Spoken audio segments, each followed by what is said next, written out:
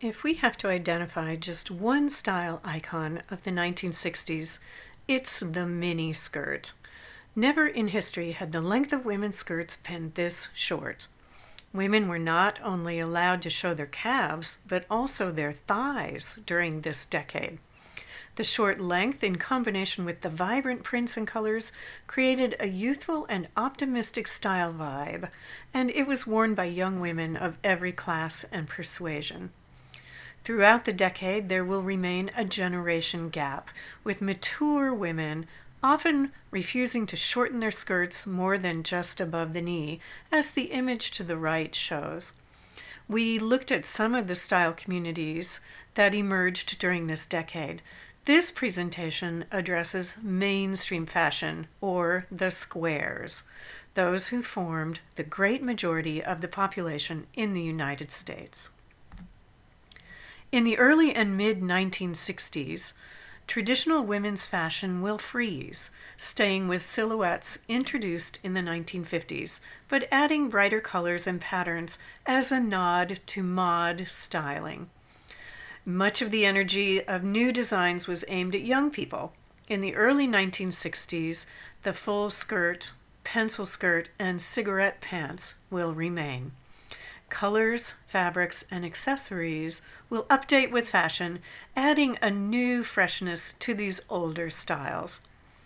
Beginning around the mid-1960s, the A-line, H-line, and chemise dress will continue through the rest of the decade, and the pencil skirt and full skirt will fade away. We saw that Chanel came out of retirement in the 1950s, appalled by the return of constricting fashions.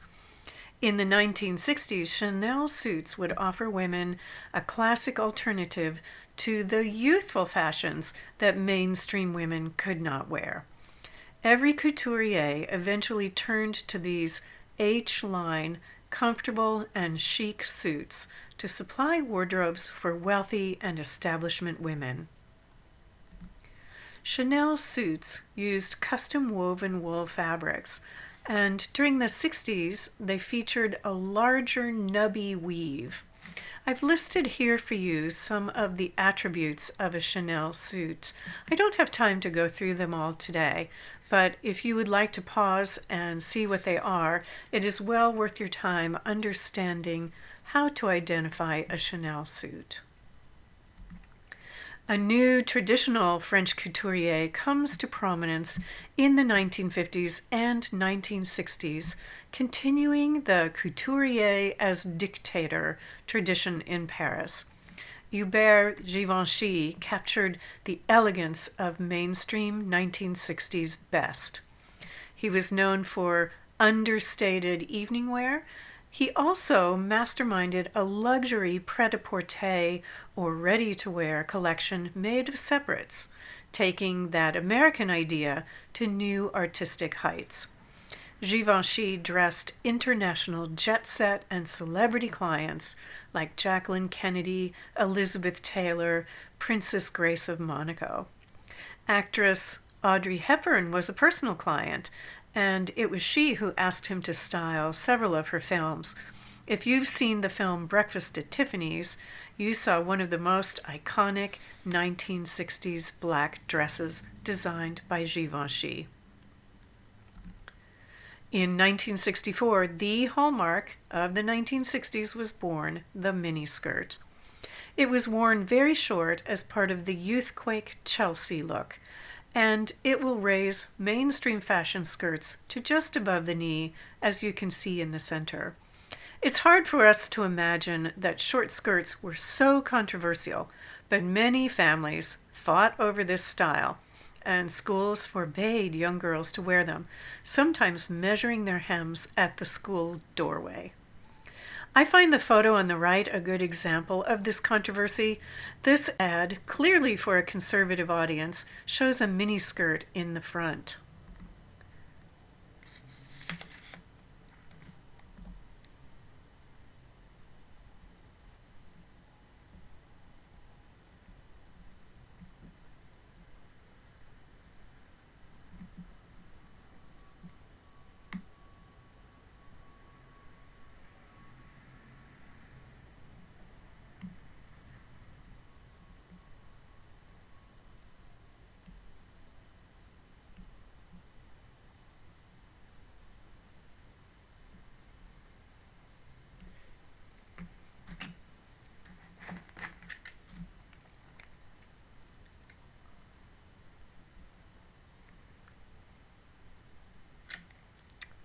In 1964, the hallmark of the 1960s was born, the mini skirt.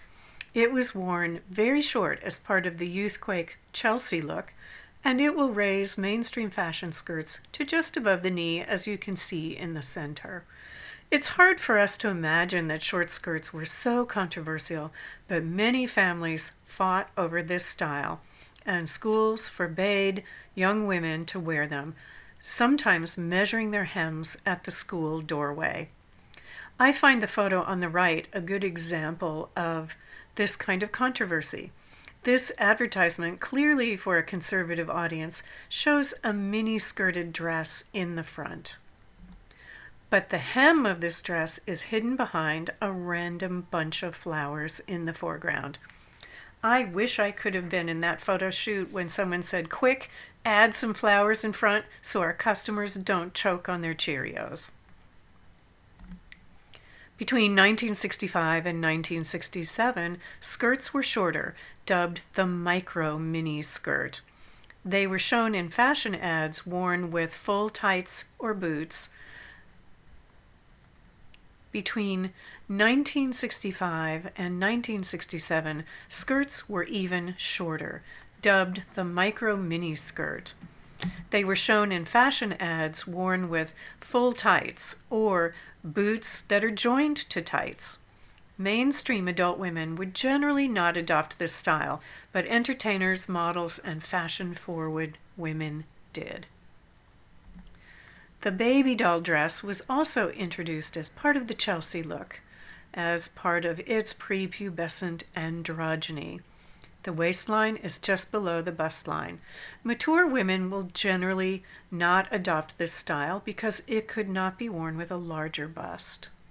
Mature women who wish to wear mod styles adapted this style by wearing a tent dress, as seen on the right.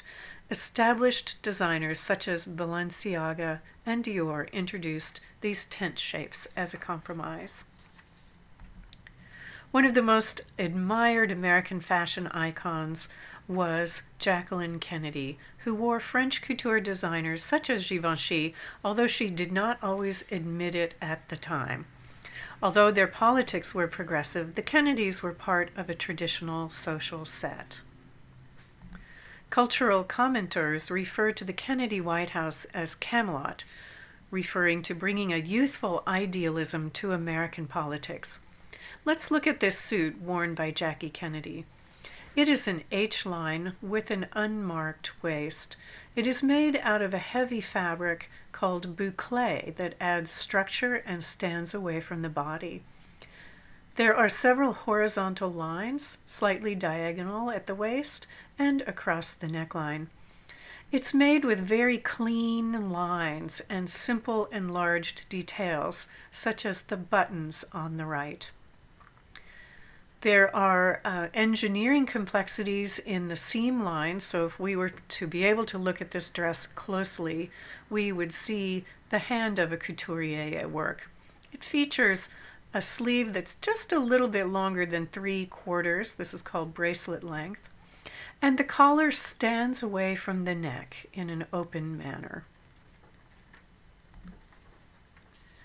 Popular art has a huge effect on fashion, as we have seen, but mainstream fashion did not embrace extremely loud patterns and colors. Instead, small details explode in a trend I call Ivy League meets pop art. Details grow to a large size, treating the garments like a plain canvas to feature other focal points. On the left, you can see a Chanel suit. With such a large plaid, we barely pay attention to the dressmaker details, such as the pleats on both sides of the skirt. The center shows us a houndstooth check pattern, also enlarged.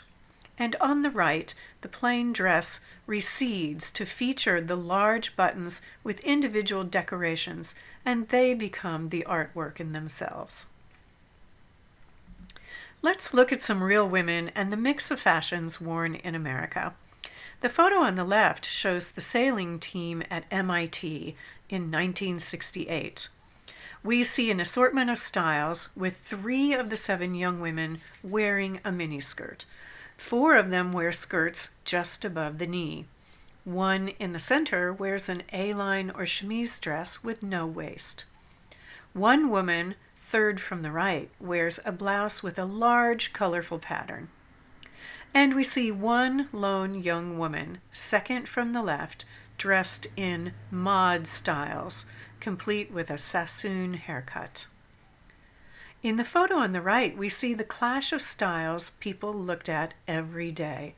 The woman facing us wears a chemise dress, no hat on the street, and no gloves, while the woman behind her, with her back to us, wears a glorious flowered dress still inspired by 1950s styles, complete with her hat and white gloves. It is easy to take one look at these two women to understand where they might fall on the ideological scale. Women widely adopt knitwear for everyday comfort, and trousers become an everyday occurrence for women. A new version is introduced on the right, stretch pants that will be an early use of applying spandex to fashion. The stretch pullover sweater, made in synthetic fibers and featuring large patterns, is a nod toward mod fashions. Trousers were now common as casual wear, but many institutions such as schools and fine restaurants did not allow them. By the mid-1960s, most American homes had a television. TV characters become an important way to influence middle-class fashions. No one was more important than Mary Tyler Moore, who starred in a show called The Dick Van Dyke Show. To give you an idea how slowly mainstream styles changed, I'll read a quote from a 1965 Time magazine article. Mary Tyler Moore has helped make capri pants the biggest trend in U.S. casual attire. At this same time, the youthquake was raging in London, introducing the miniskirt.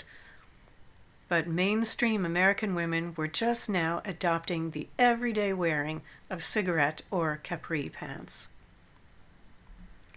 In 1964, another iconic fashion is introduced, bell bottoms.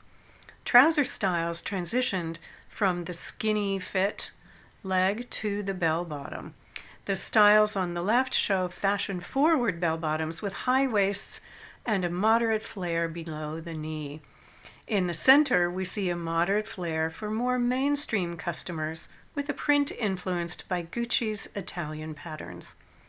And on the right, we see mainstream styles in more subdued colors. The 1960s are the major transition for the front fly trouser closure to enter women's wardrobes. It is influenced by women wearing men's jeans stylings and wearing jeans starting in the late. The 1960s are the major transition for the front fly trouser closure to enter women's wardrobes. It is influenced by women wearing men's jeans styling.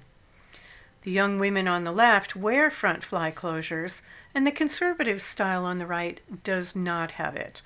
They feature the traditional side closures. For the first time, individual fashion models will become so famous the public actually knows their names. Jean Shrimpton and Donvale Luna were two celebrity models. Millions of women wanted to look just like them, copying their makeup and hairstyles. Youthful mainstream women wore their hair in page boys or shorter cuts inspired by Sassoon and Twiggy. Mature mainstream women would keep the 1950s bouffant style, which grows even larger in the 1960s. These are the same styles, but with air added, almost as if adding a space helmet. The most iconic bouffant style is the beehive, a style that stacked hair up on top of the head. Most hat styles from the 1950s continue under the influence of space-age styling. Hats grow larger as if there were more air contained underneath them. Two iconic styles are adaptations from the 1950s, the smaller hats that sit closely on the head. On the left, we have the casque or helmet hat, a plain frame meant to feature added decoration, flowers or feathers. And on the right, the gripper or half hat from the 1950s now features large details such as bows. I've added this graphic to the vocabulary sheet describing the basic hats from the 1960s. In this presentation, we explored the ways that mainstream style adapted to the swinging 60s, changing very slowly. No matter what styles the establishment embraced, there was bound to be a wide generation gap how each style was interpreted by young women and by mature women, even within the same household.